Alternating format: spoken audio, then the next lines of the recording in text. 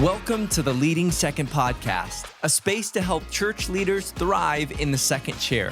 The Leading Second podcast releases every Thursday morning, so subscribe and share this with your team.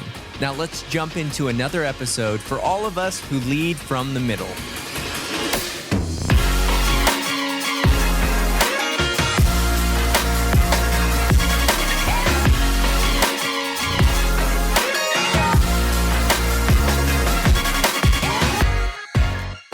Leading Second, welcome to Season 8.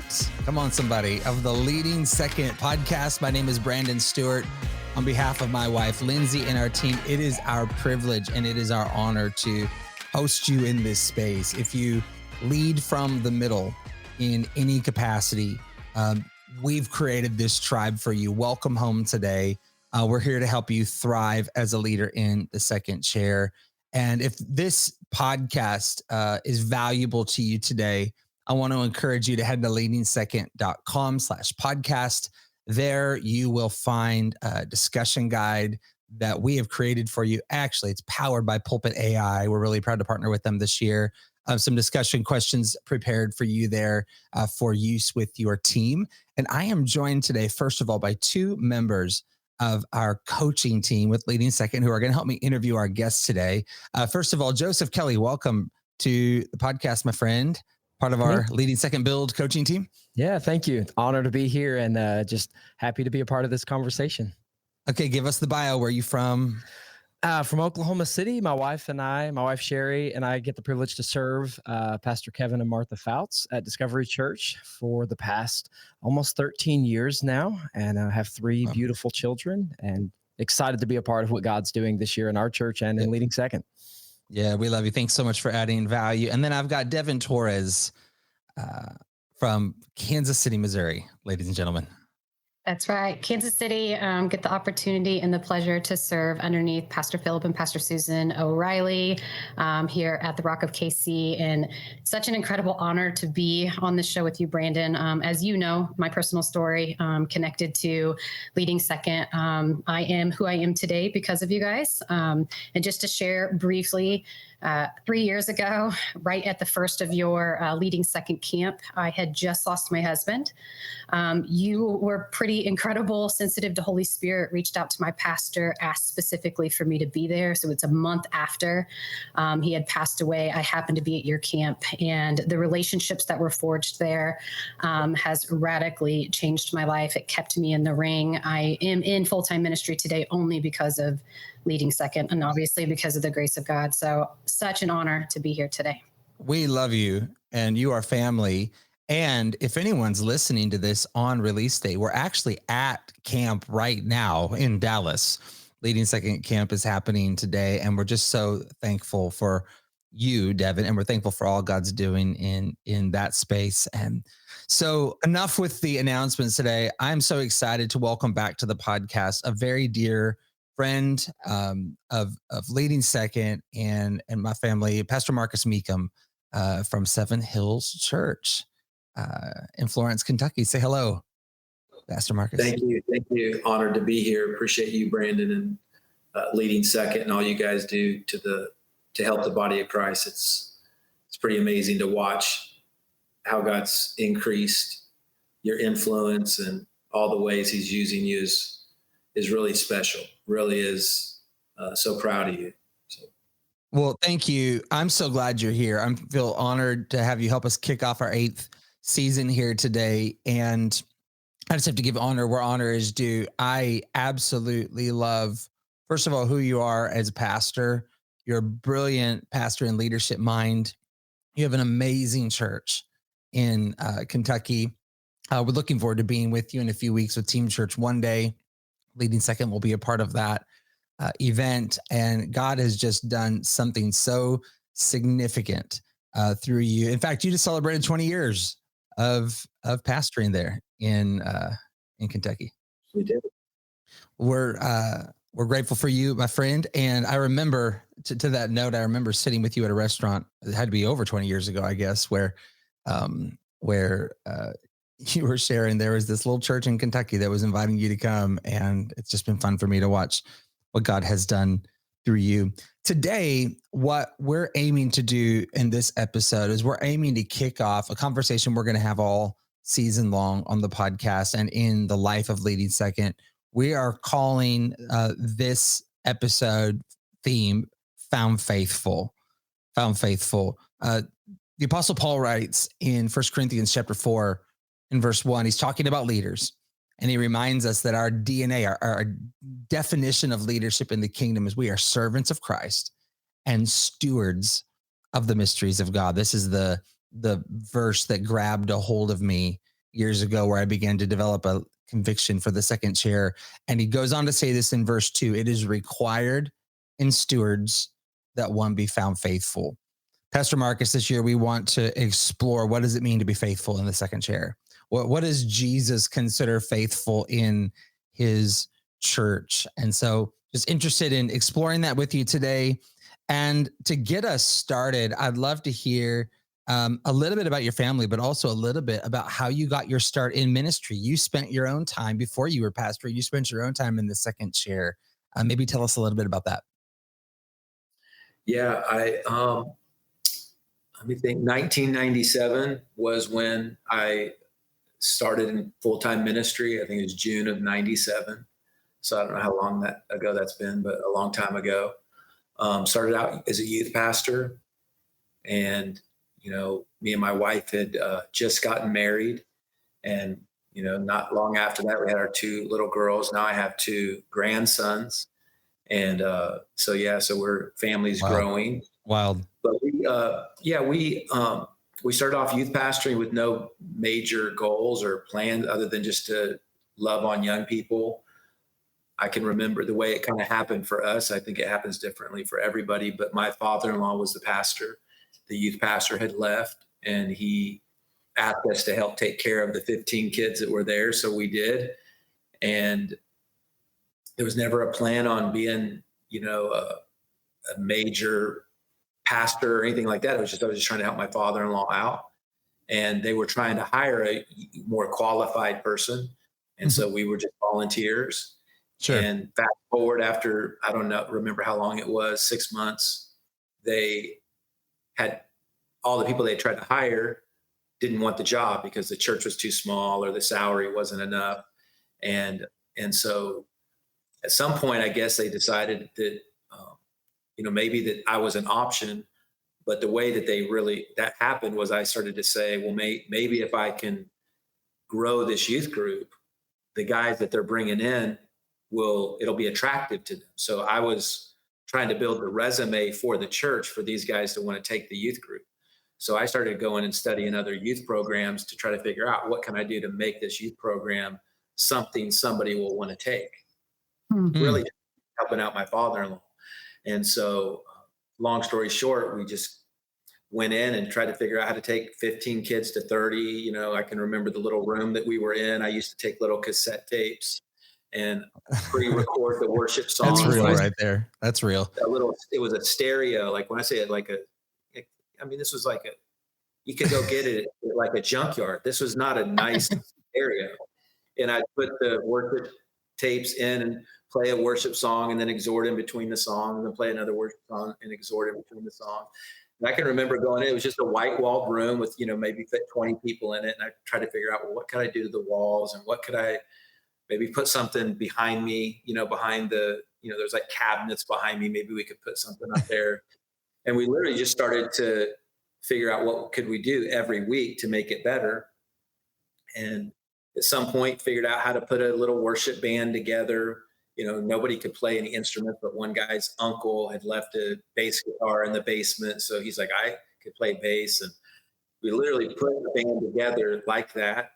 And we spent like 3 or 4 months practicing one song, just one song. I still remember the song. It was back in the day, it's called Romans 16:19. And I can't sing, so I won't do it, but it's like Romans 16. I'm pretty sure I remember that rap from Kids Church. Good, right? Be innocent of evil. And so we learned that song, but man, the youth group, they were so pumped. They brought all their friends to hear their youth band because we played that one. And that's the only song we knew. So we played that song. That was the only live song we played for like the next 3 months till we learned another one. And so that's kind of how we started. And eventually, we fell in love with the kids that were there. God began to give us a vision for it. The parents started to suggest maybe he would be our maybe he could be our youth pastor. And so that's really how it happened. But there was really no anticipation beyond that, other than I just wanted to serve my father-in-law and help him in his church. And that was really the goal. And of course, it's gone into way more than that. But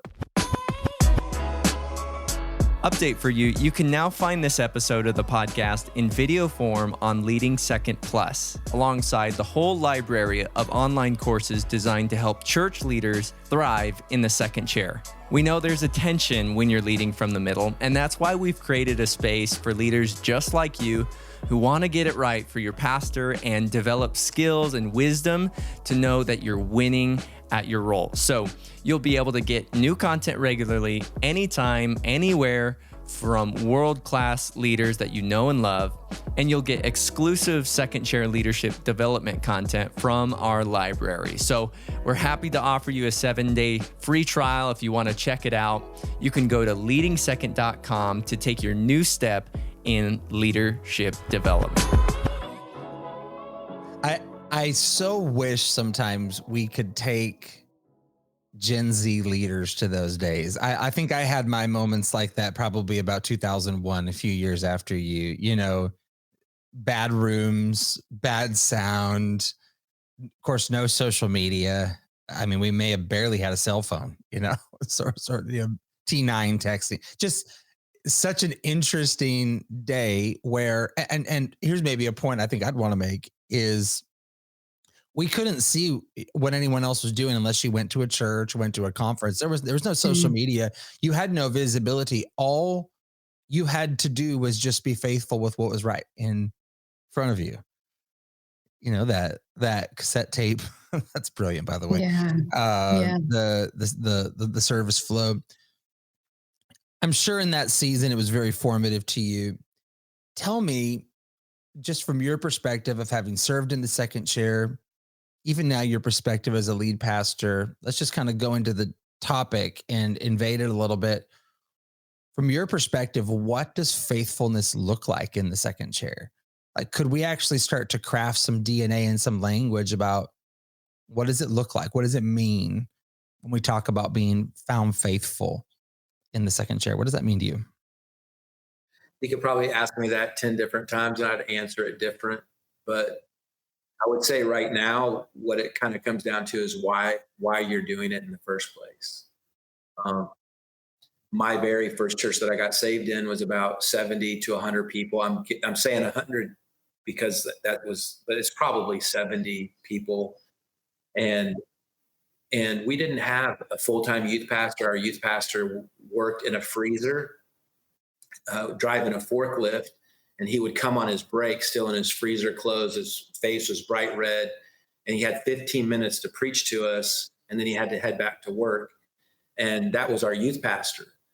And we had to do everything else in the service to get ready for him. So when I got saved, I immediately noticed that he had to work all the time. So I tried to figure out what could I do to help. I drove by the church and the pastor was out mowing the lawn. And I can remember pulling over and saying, Pastor Ken, is it cool if you shouldn't be doing this. What can I mow the lawn for you? No one ever taught me that. I just drove by and it just felt awkward. Like, he shouldn't be mowing the lawn. I can mow the lawn. And so I think my entrance into ministry, was not a big church. It wasn't a big platform. It was these men who were faithful. They were genuinely faithful with their 15 minutes in their freezer clothes to come and preach with all their hearts to young people. And I saw the sacrifice. I saw their willingness to find a way to love on me as a young person. And that's why I wanted to do it. That's why that was my model. That was my example. And so I think being found faithful it doesn't really matter, what you're being asked to do. It doesn't really matter what position you're put in. What matters is, are you building the church? Are you, Very good. you're loving people, and you don't have to have a position. You don't have to have a big platform to do that. You can show up, and if it's just one person, you can make a difference. And I think that's where it kind of starts. I think it starts small. I think it starts, because really when somebody says, hey, you're faithful over much, it's really not, much is not where it started, right? Started with this little small thing, and then Amen. another little thing, and then another little Yeah. small thing, and then another little small thing. And now it's hundreds of small things. Somebody says, oh, you're faithful over. It's not like I was faithful over one thing and then God gave me 100 things. You just kept faithful over each small thing. Little by until little. small things became much. And that's why when you're faithful over much, because you had every one of those little small things that led up to it, you kind of understand the much. You kind of know what makes it up, what all the pieces are. You know what makes it run, what creates momentum. You understand it because you had some part to play in all the small things. But you don't really get to skip the small things. If you do skip the small things and you do get the much, what's the scripture say, when they entered the promised land, that God would give it to them little by little, lest the beast of the field overtake them. And the point is God gives it to you little by little, not because That's he doesn't good. believe in you or see your long-term potential. It's his grace. It's his way of loving us by just, one piece at a time, here a little, there a little, beginning to, see what we're capable of. And then, you go through all this stuff each step of the way. You go through the pride issues. If your ambitions have to be, looked at, we all have them. Your insecurities have to be dealt with. Comparing yourself, where am I at compared to them? Why did they get this? I didn't. All those things you work through every step of the way. So then when you have much, it's not a surprise. It's I've been here before. I've wrestled this demon to the ground before. I've had to confront myself in this way before. I've had to really say, why am I doing this and who am I doing this for? I've had to do all that before. And you don't get much, like whatever much is to somebody that I may be leading right now. I'm still the same exact person. I still wrestle with the same things. Anything I thought it would fix, it didn't fix. And again, I'm not going to list my resume so then somebody could be like, well, yeah, he's over much. But I probably could. And there'd be a handful of people that much would be a whole lot more than what we see all the time. And I'm not saying that to brag. I'm saying that to say I'm still the same person. I still feel the same way today. It didn't answer whatever success would be in a measurement way. It didn't fix any of those things in me. So you are who you are. No, you can't get a new position. You can't get a new salary. You can't get a bigger church and fix those things in you. So I think you're just faithful each step of the way, because if you're not faithful in the small, you're not going to be faithful over much. Right. You just going to be. It's not going to change your ability to be faithful because it's more. Whatever more is to you is not going to change your commitment to the reason why you're doing this. Why am I doing this? What's the reason for it? Throw all the other stuff in there. It doesn't change. Beautiful. I'm still just trying to be that guy that showed up on his lunch break with his red face, giving everything he got. That's still the example that motivated me to go into ministry. It wasn't some big preacher with 1 million followers with some big platform. That was not my inspiration. So I don't really have, like you said earlier, I think that sometimes people struggle is the reasons they do it is they say, I want to be that. That was not my genesis. And because it wasn't, though I respect people that God's using at whatever level he's using them, and I'm grateful they're on our team, and I honor those things. That was never my motive. Even where I'm at now was not my motive. I'm grateful for it. I'm humbled by it, but it wasn't my motive. That's great. As I hear you talk about that, it sounds, that leadership is less about what we do, but it's about, or faithfulness is less about what we do, but it's about the spirit that you carry and the way that you carry yourself and the way that you approach whatever the opportunity is. And so in that line, what are some things that you look for as a lead pastor, that maybe some qualities in their character or their spirit of faithfulness that really stand out to you, that you're like, this is what's necessary to fill the role of leadership, to be faithful on our team? Yeah, I mean, I think you said a few things. The spirit of a person, right, is the candle of the Lord. So you got to really just say, what spirit are they of, right? Birds of the same feather flock together. Like attracts like, spirit attracts spirit. So I look at who people hang with, who they're attracted to, who they're drawn to. Are they drawn to the most committed, faithful people on our team? Are they drawn to the most balanced? Are they drawn to those who persevere? Are they drawn to the people that take the high road? Because I think your social circle says a lot about you. So if I don't know you yet, I just have to look at the people that are closest to you, and that'll tell me a lot. And I don't pop myself out of that. In other words, I don't allow myself to be talked into believing that a person is different than their closest circle. So Wow. that really matters to me. I watch that.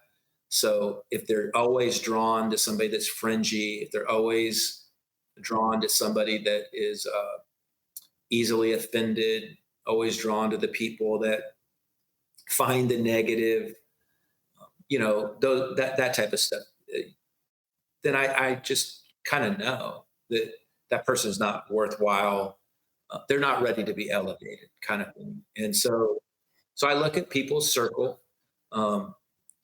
Because to me, that's the big change. The big change in leadership is, I always consider it a species change, right? Where you go from being a leader sheep to leadership. And Yep. that's what you might be a sheep at one level, but I want to know, and the main change is a leader sheep sees himself as somebody that is looking out for sheep. Like they're just there with other sheep. They're a sheep. They're there to protect sheep. Leadership, yeah, you're there to protect the sheep, but you're also there to make sure the shepherds are taken care of too. So my first call when I go into, let's say, Kevin Gerald's world, or now I'm here in Brandon's world, my first role is not to the people that are listening to this podcast. My first commitment is to Brandon, because the only reason I'm here is because he's opened the door, right? The door to the sheep is through the shepherd. So people trust him. They don't know me. They trust him. And so my first responsibility in a world like this is to build what he's doing up. That's my job. And if I'm at his pastor's church, Kevin Gerald, my job is to go in there and to serve Pastor Kevin. It doesn't matter what I do. It doesn't matter if I speak or don't speak. While I'm there, what am I doing to build? My commitment is to him. It's to him. You're like, well, no, it should be to the other people that are there. It is to them, but that's found through my commitment to him. As I serve him, I'm blessing them. And that species change, a lot of people can't make. And you look at their circle is a big thing. The next thing I would say is, what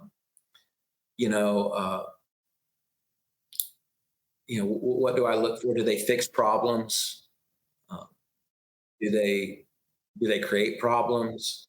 In other words, I just want somebody that's fixing problems. I want somebody that can see a problem and fix it.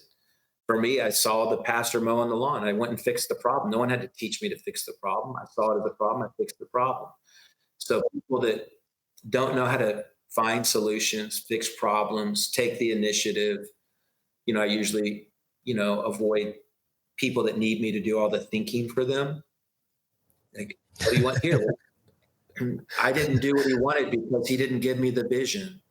I didn't know what he wanted. It's like, you should have been doing 18,000 things that somewhere in there you found out the one thing that I did want, right? You shouldn't be sitting around waiting for me. You should be finding, if there's a problem, solve it. If there's an issue, fix it. We all have things that we see constantly. I think, what's the Bible say? Go to the ants, look to the ants, right? It says how they store up in the summer. And then it says they actually don't even need a leader to tell them what to do. They don't need there's no general point of command for the ants. And but they know that they have a job to do. And so I looked up how ants communicate, and they communicate just by touching one another. So when they go by each other, they reach out and they touch, like their little tentacles or whatever, touch each other.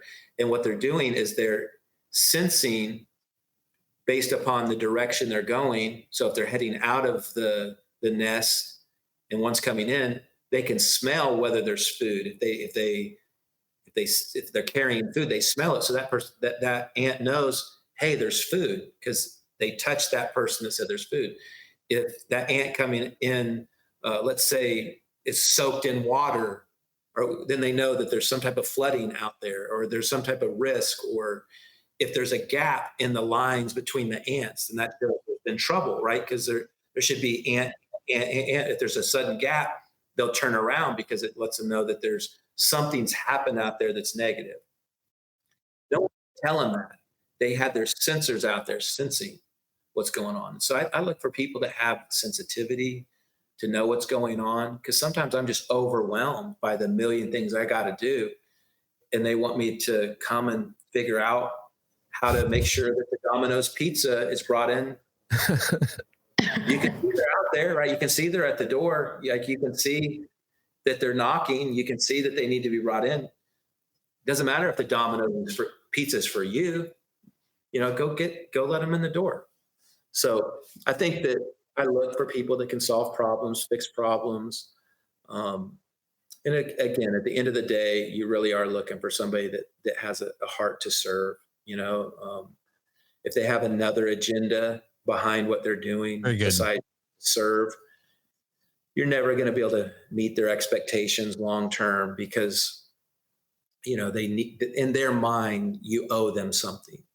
If somebody's heart is to serve, then, and that's the goal, then that person can't lose. That person, there is no loss, because they come in to serve and to sow. And if they're continually doing that, then what does it matter what the result is?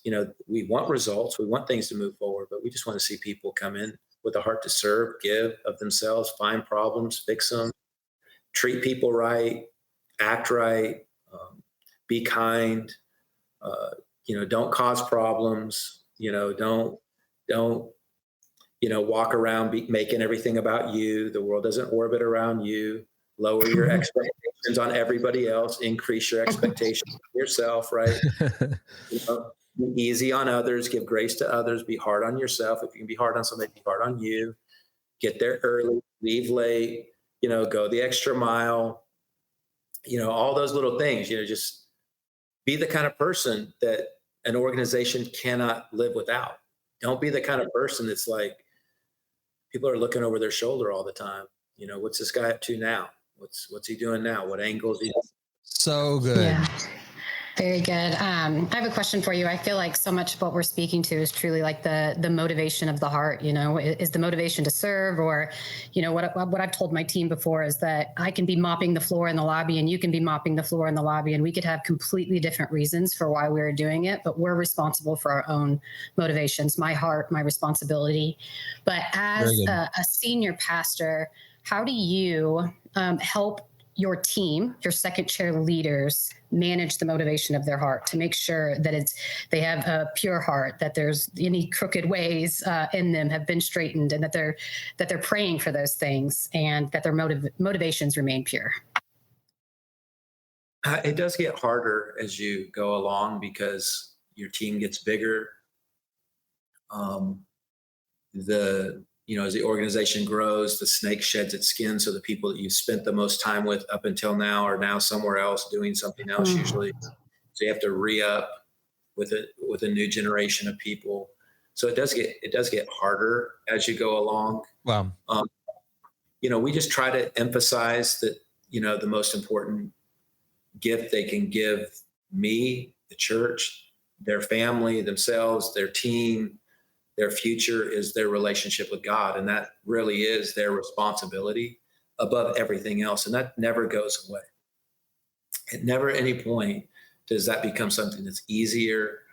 And so, hopefully I model that. Anybody that's around me much at all knows I'm usually up. I wouldn't say every morning, but most mornings at 5, I pray, I read, spend time with God. Then I work out, usually listen to a podcast or a sermon. That's my first 3 hours of the day, every day I do. And so, and then by the time I'm hitting the shower, and I'm usually finishing up the podcast on my drive into work, if I'm not making phone calls. So before I get here, those things are out of the way. And I think that's, hopefully I model that. If we're Great. having Q&A and people ask that, they're going to hear that from me. So we have staff chapels at least once a month. We try to do a really good job at that. And those staff chapels, this is the kind of conversation I'm having. And I'm definitely taking people back to, you got to stay in the Word. You got to worship at home. You got to spend time with God. There's no way around it. Never outgrow that. It's in what we said earlier. That's why you got into it. And it really does stay that simple. When things get scary, when you feel overwhelmed, when you're fatigued, when you're tired, when you're hurt because, you can't find faithful people, when you're scared because you feel like God's asking you to do something that's bigger than you, and you're afraid this time you've, put yourself in a situation that's maybe something that you can't, sometimes we feel that way. At least I do. Sometimes I feel like, I'm out of my league here. Wow. So, but when you get with God, that's where those things settle. That's where you plug into Him, right? He's the vine, we're the branches. So you have to keep that God connection strong. Amen. And cut that off. It does ministry is very, very hard without that connection. And with that connection, it's not easy, but you do have a place to at least, when you're lonely, you got that place to go to. You got that time with God where you can regroup. And hopefully I teach my team that. Hopefully they know that I don't care how hard they work. I want them to work hard, but I want them to be good with God. And if they're not with God, then what's the point of all this? Because that's what I want from a staff, is I want people to really love Jesus. And if they do, they're going to love His church, and they're going to love me. And if I'm spending time with Jesus, I'm thinking about them. I'm praying for them. I'm praying for the church. I'm praying over my day. It's a bit more prayerful of an approach. So I don't know if there's a magic pill out there for it, other than, we pray and fast every January. So there's those kind of things where hopefully, I don't know, I hope I'm doing a good job, but I miss it there all the time too, where I'm like, I think somebody would have, of course, known that you have to spend time with God, right? You have to read the Word. Of course they know that. And then I'll find out that they didn't know that, and that they hadn't read the Bible ever, that they've been on staff for 5 years, so it happens here. Well, I think there's a case to be made about what we emphasize in ministry. I mean, I'd love to hear your thoughts on this. I think sometimes, Pastor Marcus, we emphasize what is everybody doing and accomplishment. And if that's the emphasis, it would be no surprise that that's what our teams emphasize in their schedule, is accomplishment and what they're doing. We are 30 minutes into an episode here, and you've said almost nothing about accomplishment. Great. You've talked almost exclusively about the spirit of a leader and who someone is. If you want to go this route, Simon Sinek would say, good leaders start with what, great leaders start with why. That's the place you took us to today. And I just think that's really interesting, because in our accomplishment addicted culture, and there's something to be said about accomplishment. I think you and I both we all want to do something great for the kingdom of God. There's something to be said about accomplishment. I don't think I'll ever preach against it, but I think it's a matter of priority. And I just appreciate how you've put it in the right order today. Yes. And you've taken us to the place of who we are. before what we do. So I don't know if you have any more comments on that, but to me, I appreciate that. And I hope that would actually be some of the fingerprints of this episode on someone listening right now. Even I have to do it. I have to remind myself that I'm going to fall short when it comes to the expectations of everybody. That's my team. I'm going to fall short.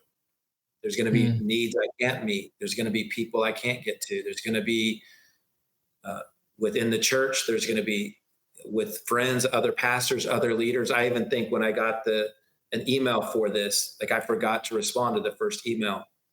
So I probably, if I hadn't done that, would have at some point on this thing, answer your emails, answer your text messages. We'll save that for the next episode. But I dropped the ball too. But when you get with God, you sort of do establish a rhythm that says, I really am trying to be the best leader I know how to be. I really want to think right. I want to live right. I think I was reading in Mark. I'm going to mess this up. I didn't bring my Bible with me to the office today, but Jesus's enemies were talking to him, and they said that, I may not get every one of these, but they literally said, we know you're a man of integrity. We know that you're someone that teaches the truth. Then they said, we know that you don't care about who people are. In other words, so you're not that concerned about position. And so they're just, people should know certain things about you, and that is, I have a position. But the reason I have that position is not because of the position. It's because I didn't care about that position, right? I didn't care about that. That wasn't the focus. It's still not the focus. It really isn't. Make no mistake about it. I do have a woe unto me if I don't preach the gospel. But if God sees fit that my season at Seven Hills is done and it's better for somebody else to do it, then I would mourn it. But so be it. So be it. I'm good. And if that meant going back to be a second chair leader, I think I already am a second chair leader. I don't even think I don't even think you ever outlive that, by the way. I still serve my pastor when he needs something. I still serve Pastor Kevin when he needs something. We're hosting the Team Church event here. I'm not preaching at the event. If I am, I haven't heard. We're hosting it. We're literally just hosting it. We're making sure that Pastor Kevin and Sheila and that team has everything that they need, and the people there have everything they need. With my team, I do the same thing. I'm trying to figure out, how do I give them what they need to be successful? I'm still, in essence, behind the scenes. How do I help them win? Beautiful. And sometimes I need them to do that for me, but it's not because I'm asking it. It's just because there's a mutual appreciation and respect to the burdens we're all carrying. And if I can do something to lighten that load, I do it. And, but when you spend time with God, it balances you out. Amen. I'm not this, I'm not God, I'm not the Messiah. I'm going to do the best I can with my day. And you are so right. Good. If you talk to my team, they would say, they may not say the same thing I'm saying. They may say he's all about results and accomplishment. I hope that they wouldn't, because I do care. I do care about the work that we do on behalf of the people that call this church their home. But it shouldn't be the first focus. It should be the main focus. Yeah. Well, it's on the record now on the Leading Second podcast. So there you go. Let me throw this at you as kind of our land the plane question today. I'm just always curious about what lead pastors feel in this. When you're looking at your team and you're considering how they live, how they lead, what are some things your team members do that give you confidence in them as a lead pastor? Like when you see this in someone, that makes them kind of a go-to player, for you on the team, regardless of their role, their title, et cetera. What gets your confidence going in your team as a leader? Responsiveness is a big thing for me. So every time I call you, I go to voicemail. That does not give me confidence. If I text you and the next day you're like, oh man, sorry, I missed that, it does not give me confidence. Responsiveness is a really big deal. The people that answer their phones and their baby's crying in the background, again, I never ask my team to do that. If they call me back and say, I'm sorry, I put my baby to bed, I'm like, of course, I understand you should have put your baby to bed. But the people that no matter what are answering, and I'm trying to tell them, no, just call me later. It's fine. I appreciate that they're making sure that they know I shouldn't be a priority above their family. And I'm going to tell them to not do that. And I do tell them that, by the way. But it's an attentiveness. Yeah, it's the sense of, I know he's not just calling for no reason. And by the way, I'm that way with my pastor. He calls, I answer.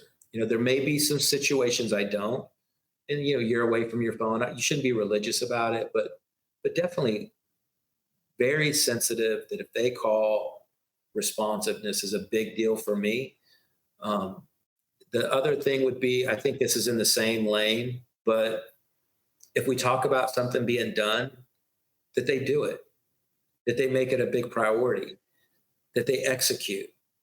Not like I'm coming back a month later and say, where are we at with those things? What's going on with that? If I have to be, because what happens is all the conversations I'm having, if I'm in my mind thinking I have to go back and check on that, and I have to go back and check on that, there's this big pile over here I'm carrying of things that I'm wondering, is somebody going to do? So the people I end up going to are the people I know when I give it to them, it's done. Right. Because I already know I'm not going to have to think about it. I already know. I tell them it's done. There are people that I love that are really high up in the organization. They're not that responsive like that. And less do I call them. Again, I'm for them. They have their roles. They're important roles. They're a big part of my team. I love them. But it's not my knee jerk to call them. It's not my knee jerk to ask them to do stuff. And my long-term knee jerk is I probably want to give the influence to the person that is responsive and is getting things done, not because this person's not talented and gifted, but I just have to think too much about, are they going to answer? Is now a good time? Am I inconveniencing them?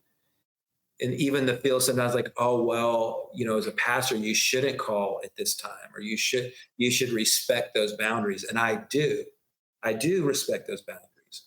But sometimes I just had that time to get this done, and I hate that, but that's kind of, to me, again, if I feel like I'm inconveniencing them, then I don't call. If I pick up on the fact that this is like not the best time, then I'm more thoughtful about making sure that person is okay. Yeah. But the people that they don't ever let me feel that are the people I'm calling way more. And because I'm calling them way more, I'm thinking about their future way more. Like, oh man, I got to give it some time because they're not quite where I need them to be. And I'm going to have to position it here and there. And I'm going to have to think about how this is all going to go. But I'm already thinking they may not see themselves where I see them. Well, but as my go-to person in long term, I'll elevate that. I will not keep elevating the people that make it hard on me. Yeah. That's just me. I'm not really sure that you could put that in a book or put that in a quote, but that's responsiveness. And then communication back. Yeah, I got it. Don't you worry about it. I'm hearing back from it. They're not letting me forget about it if I had a part to play.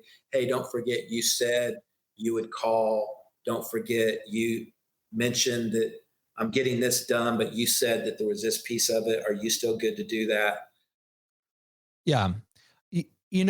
What I'm hearing you say today is that you want to be free to be a visionary. And visionaries don't work in a hard landscape. Visionaries don't work 9 to 5. Visionaries don't. Sometimes the spark comes at different times or different moments. And I think every leader out there would say, I want to serve a big vision. We want to do something to reach our city for God. I think we would say those things, but a vision comes from a visionary, and visionaries often work and get inspiration at different moments. And I don't hear you saying you want to run over people's boundaries. I just hear you saying you're looking for people who don't expose you to their maybe uh, not unnecessary boundaries, but I think boundaries are for your personal health. They're not for your pastor. And man, maybe you could close on some thoughts here. I just feel like if you want to get the best out of your visionary leader, you want to get the best out of your pastor, you're going to want to give them space to do what you're doing, to move around, talk. Pastor Kevin, I can't think of the last time hardly that we had like a late night conversation. He's so respectful and so honoring back to the team. But I do remember it was probably 2-3 years ago. My phone rang at 10 o'clock on a Sunday night. I thought, oh my word, what is Pastor Kevin Gerald calling me at 10 o'clock on a Sunday night for? It was a really important conversation, and it was on his mind. It was on his heart. And I think on my end, we just tried to build a family culture that actually values that is okay. I didn't have Lindsay sitting across the room going,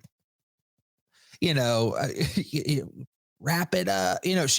She was moved by concern. We were on the phone for an hour or two, and she what is it? What's going on? Is everything okay? We built a family culture to actually celebrate that and welcome that, not, be bothered by that. That was probably 2-3 years ago, and it hardly ever happens. But to your point, I just think pastors need some room to move and need some room to create. And so I don't know if you'd want to speak back to that. I just think you're saying something really important that teams need to understand about working for a visionary. Yeah, I mean, I've been in both roles, and I can just say, there's never a day I'm not working. Yeah. There's never a day I'm not responding to texts, fixing problems, drawing solutions, having to think about something bigger. So yeah, sometimes it is in the thoughtfulness of, hey, I'm trying to figure out, we have 70 staff members. It's raise time. I've got, this much money for raises. I'm trying to figure out what to do here. But it takes a lot of thought. What about the people at the bottom end of it? Inflation, how do I increase that? What's the proper amount?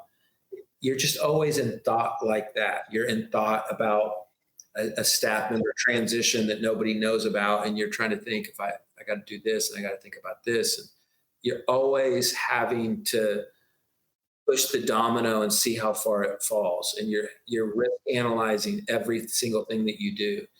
And you're trying to care about the whole at all times. So yeah, I would say 100% that as a visionary leader, it's not like I'm sitting around like doing nothing, and then suddenly I get this spark of inspiration after 3 days of, standing on my head on a beach. I mean, I'm consumed with it all, right? All of it I'm consumed by, literally consumed by it all. And so it is inconvenient at times when something comes around for a particular person or a particular department, and I just need a decision because it helps me move on. I need an answer because it helps me move on to the next thing. I don't get those answers and those solutions, even if it's inconvenient. Or maybe hey, what do you think about so-and-so? I'm thinking about they might do good. What are your thoughts? Because I'm feeding off, it's not just like one brain and everybody just taking my direction. It's kind of a shared brain here, like we're all sharing, like they see things I don't, they're giving me input from their experiences, and hopefully I'm feeling all that out. So when I'm making a call, it's because I'm trying to really think through what's best for everybody. So I would just say to know with your pastor that as much as you want to think that you understand the role, I'm not here to say your role doesn't matter. I'm not here to say it isn't important. I'm not here to say it's not vital. I'm not here to say it's easier. It has its own set of complications to it. Really does. That's right. That's right. And I've been in both roles. It's not, no role in the local church is easy. Yeah. Not one of them. And the complications are different. The fears are different. The worries are different. The risks are different depending on the role. But I can say it is the amount of things you have to be good at any point in time, the amount of things you have to be considering is super vast. It is very vast. This person's in the hospital. If I don't go see him, what's the trickle? What's the ripple effects of that? What does it tell the church about caring? If somebody drops the ball here, what message? Oh, that these big churches, they don't care. If I don't go spend the extra time with this staff member who's exiting, even though they're done, and I really want to spend the time with the person but I got to consider them feeling loved on their way. I got to think about the ramifications of all of these things in a way is unusual compared to, the other positions. And so I just would say, respect that. Yeah, very good. Is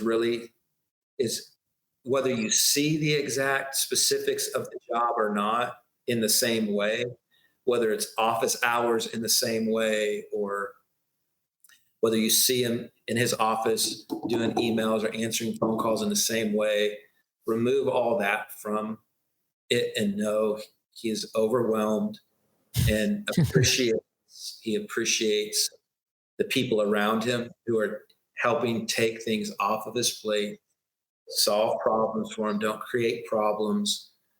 And just know that if he feels like you understand, just like you want, like we serve a God that's touched with our infirmities, there's just something about knowing that God understands. Yes. And yes, as much as you want your pastor to understand the pressures that you feel and you want him to understand all that, sometimes that grace has to be given up to. Great. I want to understand that I can't imagine what it's like to have thousands or however many people coming on Sunday and their entire spiritual life is somehow connected to what you say, and the feeling that you must feel to go up the mountain and have to hear from God, that feeling, and the feeling of after, did he do a good job or not? And how does that, very good. Did he let people down? Did he not put his best into it? And it's a lot. And when somebody has compassion, understanding on your team, and you have that sense from them, you have this sense like they really are sensitive to the demands on my life, it's very meaningful. So good. Wow. Yeah. So good.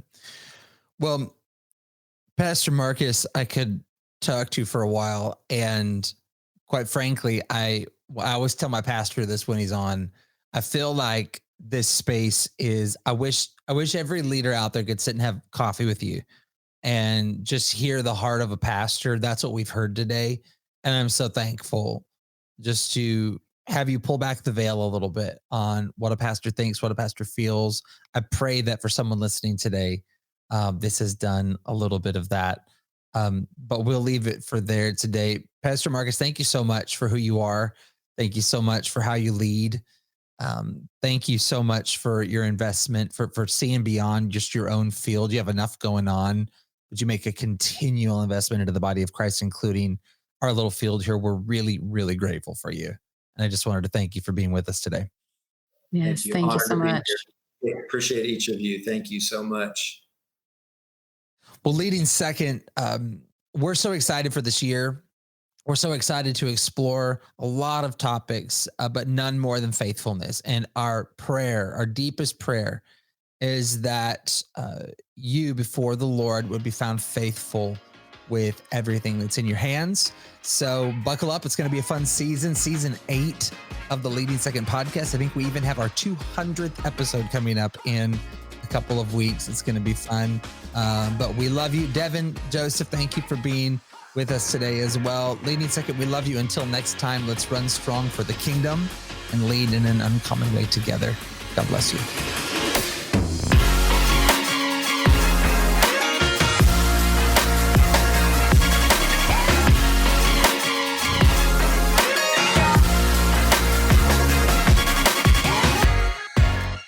It's our honor to serve churches and leaders across the globe. We equip ministry leaders with the coaching, events, and resources needed to embrace their calling, get it right with their pastor, and lead in an uncommon way. Visit our website, leadingsecond.com, to learn how we can come alongside you as you lead from the middle, from the second chair for the second chair.